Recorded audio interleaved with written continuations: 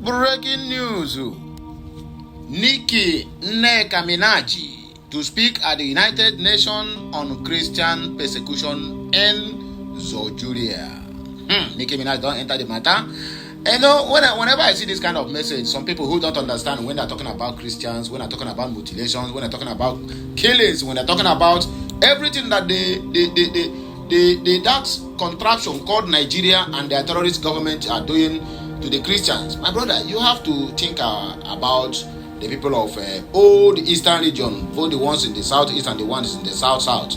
Because if not for the resilience of the Igbos, resilience of the Igbos, my brother, by now, bandits, terrorists would have run us down. You see? That was why they don't want Igbos to go. Yorubas who keep on bad-mounting the Igbos knows that once Igbos leave Nigeria, my brother, they become slaves to the Fulanis. I know they are slaves already to the Fulanis. But what is stopping the Fulanis not to overrun them? Because most of the states, that are not being controlled by Fulanis now, go there, you will see a good number of Igbos doing amazingly well. And whenever this thing arose in those states, they will try everything humanly possible to resist it. You cannot come and tell me now that Fulanis now will come to Lagos State now, or Ogun State, or Osun State, or Ekiti, where I know that we have a number of good investors and they will allow them to be doing nonsense. No, they will use their money to stop that nonsense. If you bring money, they will counter it with money because I'm a Windigo, I Diego. That was why you see they feel the only way that they can keep on together is just make sure they keep on fighting every time, cat and rat, as if they mean it. They didn't mean it. Forget about those things they are doing.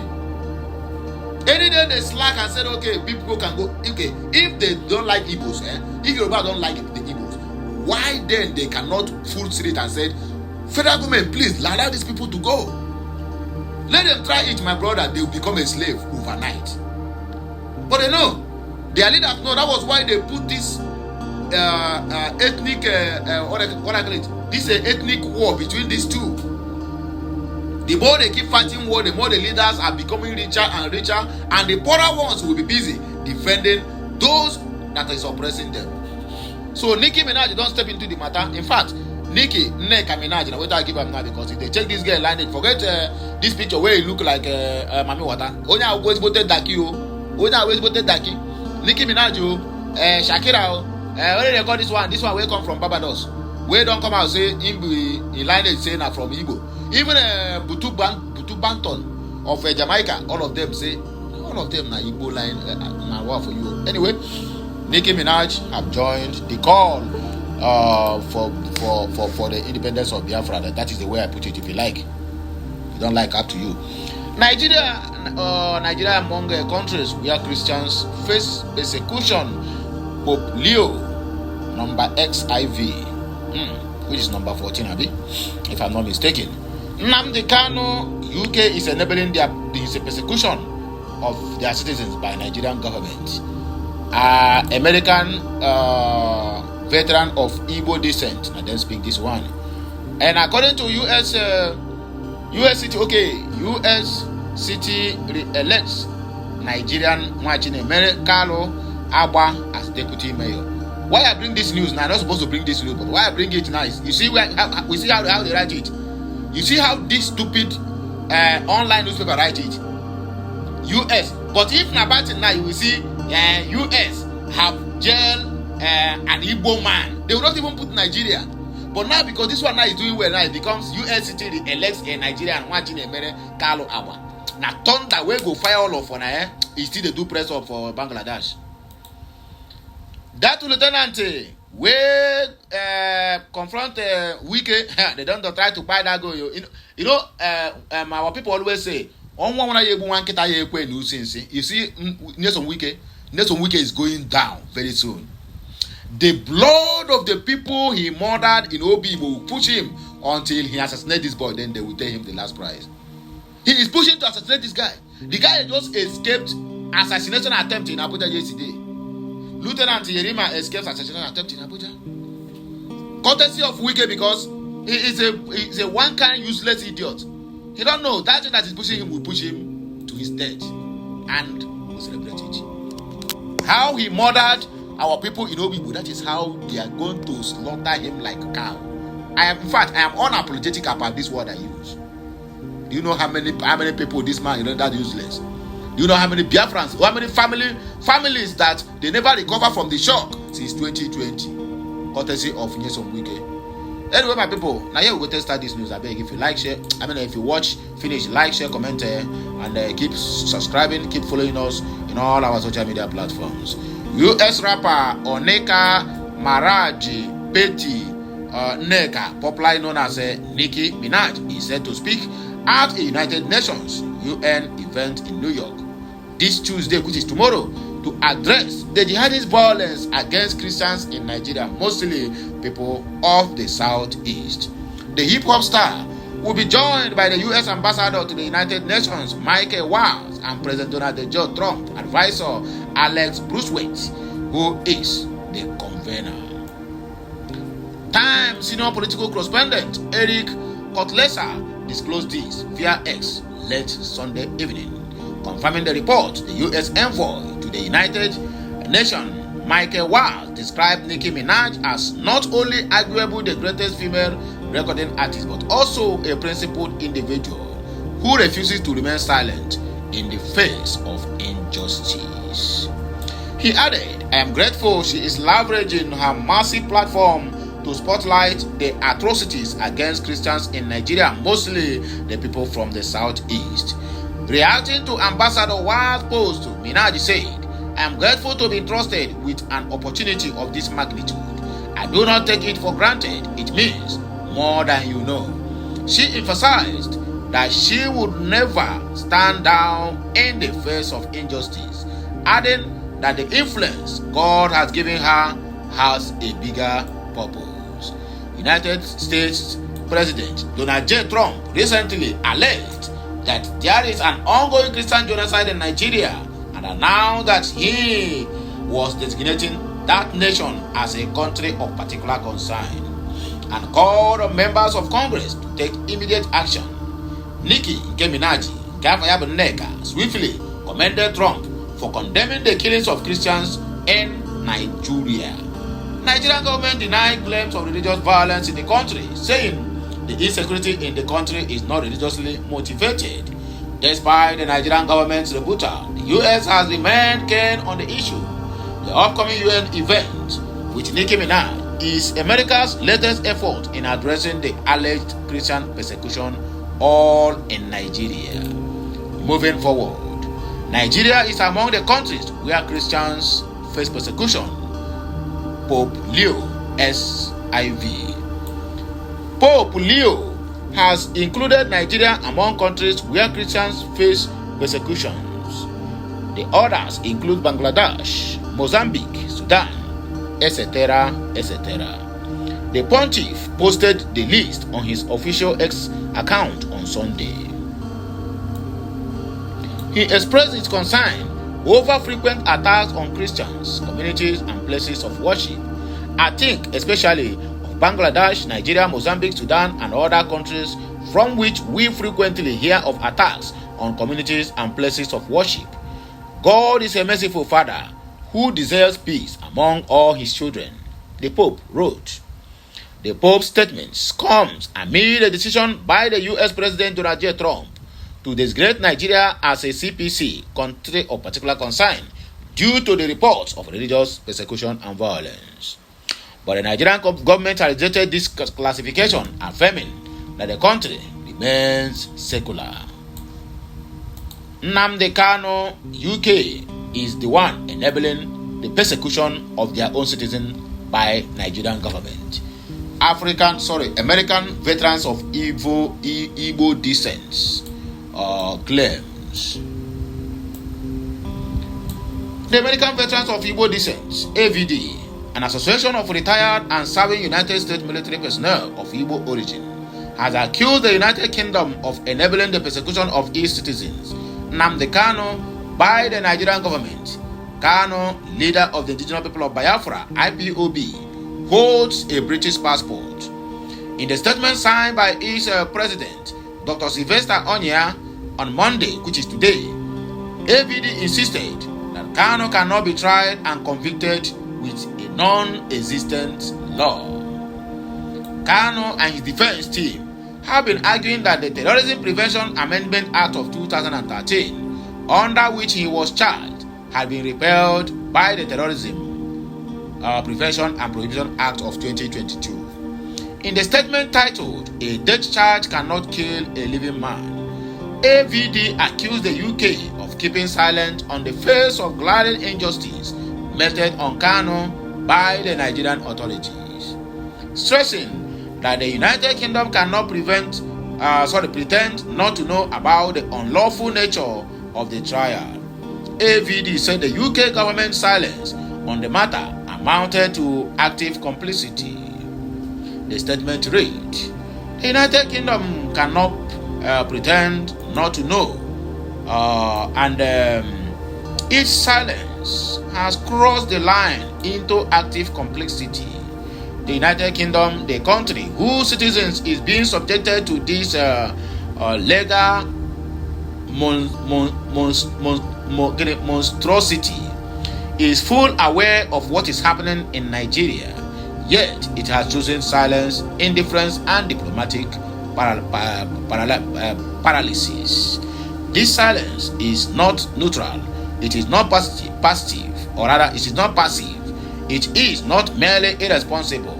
It has now become complicity because it was the United Kingdom itself, not Nigeria, not the United States, not the EU, that originated the very rule now being violated daily against its own citizens.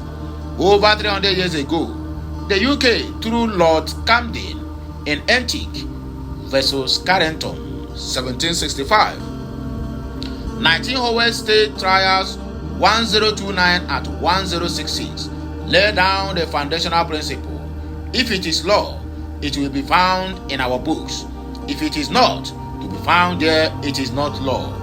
This remains the purest statement of the doctrine, nullum crimen sin lege. No written law, no crime, no valid law, no valid charge. Not gonna see English. William Blackstone, the most cited legal authority in the English-speaking world, according to them, in the 21st century, the UK's most respected modern jurist, Lord Bingham, reaffirmed the state rule in the Rule of Law of 2010, P41. The criminal law must be accessible and, so far as possible, intelligible, clear, and predictable. In conclusion, according to the statement before us here, there is therefore no lawful basis for Mazi Nnamdi Kanu's continued detention. We demand that on the 20th of November 2025, Injustice Omotosho does the only thing the Constitution and the Supreme Court of Nigeria permit: strike out the entire charge and order the immediate and unconditional release of Mazi Nnamdi Kanu. Anything less than this is not justice. It is judicial rebellion against the Constitution. It is contempt of the Supreme Court, and it is persecution aided and abetted by the silence of the United Kingdom. The world is watching. History is recording. The statement further declared. U.S.A. re-elects Nigerian Nneka Agba as deputy mayor. A Nigerian-born public official, Nneka Agba, has been re-elected as the deputy mayor pro tem of the city of Orangeburg, South Carolina, United States of America, securing another 2-year term that will run until 2027. His re-election was made public on Sunday in a Facebook post by Peter Agba Kalo, who congratulated him and all Nigerians and supporters to celebrate the achievement. Okute News understand that Kalo Agba, who also represents his district as a city council member, previously occupied by the deputy mayor position but stepped down following the implementation of a new state law setting a strict 2-year tenure limit for the mayor pro tem office. The law prohibits immediate re-election, requiring at least one tenure cycle before a former office holder can return to the role. After his successor completed the required term, Kalu Agba became eligible again and was re-elected to the position. He will now serve simultaneously as deputy mayor and city council representative. His current 4-year city council mandate is expected to expire in 2027, at which point he will decide whether to seek the election or not. The development has been met with congratulatory messages, with many describing his re-election as another proud moment for the Nigerians in diaspora leadership roles. In other news, recently, a former mayor of Blanco City in Texas, United States of America, Mike Arnold, has challenged the Sultan of Sokoto, Alhaji Muhammad Abubakar III, to provide evidence that he is not involved in what he described as jihad genocide and widespread killings in the country called Nigeria. Nigerian news report that Arnold, the founder of Africa Arise International, published a string of social media posts accusing the Sultan of being complicit in mass killings and resource looting in parts of northern Nigeria. However, the Sultanate Council of Sokoto described Arnold's statement as baseless and undeserving of a response, saying the monarch would not dignify the accusations with a reply. Speaking with Punch, the former mayor claimed that the data and incidents across the northern part of the country suggested that the Sultan cannot be totally detached from the violent acts occurring in the region. Arnold questioned what he called the Sultan's silence and inaction amid the wave of violent attacks and mass killings in the north, particularly those targeting Christian communities.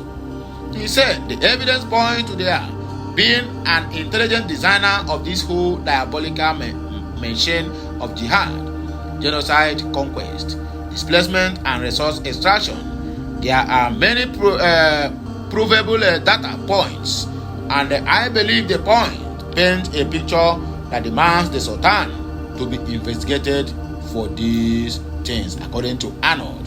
I am not declaring him guilty, only a prime suspect based on all available evidence. The facts demand investigations and answers to either determine his guilt or clear him of it. Let's hear his case. The Nigerian government estimates that at least 9 billion naira a year in minerals are looted from his own hereditary lands. Why hasn't he tried to stop this? He has powerful armed militias under his authority. Does he not? So why aren't the illicit miners being stopped? Who is getting that money? The former mayor also alleged that the Sultan had done little to address the rise of militant Fulani groups accused of carrying out numerous attacks, noting that while he once issued a fatwa against Boko Haram after the group challenged his authority, no similar action had been taken against the Fulani militants. The last, not the least, Lieutenant Yerima escaped assassination attempt in Abuja yesterday. Military sources told Vanguard that Yerima was trailed by unidentified men dressed in black and riding in two unmarked Hilux vans with no registration number. The vehicles allegedly followed him from the NUPCO filling stations off the Line Expressway to Gado Nasco Way. According to the source, the officer noticed the surveillance and executed a strategic maneuver, successfully evading the suspected assailants. The incident reportedly occurred around 6:30 p.m. The source added that the matter is under investigation and is receiving the seriousness it deserves, noting that further details are being withheld so as not to compromise the process. The development comes days after Lieutenant Yerima, while on duty with other security personnel, engaged in a tense confrontation with the FCT minister Nyesom Ezenwo Wike over a disputed land site in Gaduwa district. The clash, captured on video, sparked widespread public debate and prompt interventions from the presidency, which subsequently halted the demolition exercise at the site. Following the incident, military veterans nationwide criticized Wike for verbally insulting the officer and rejected calls for disciplinary action against Yerima. Spokesman for the Coalition of Retired Veterans, Abiodun Durowaye Habats, warned that the ex-services members would occupy the office and residence of the FCT minister if the officer faced any punishment. He stressed that the military personnel owe allegiance to Nigeria, not individual public officials, and insisted that Wike must apologize for his remarks on the military boy. Anyway, my wonderful people, now you go take a break and I have a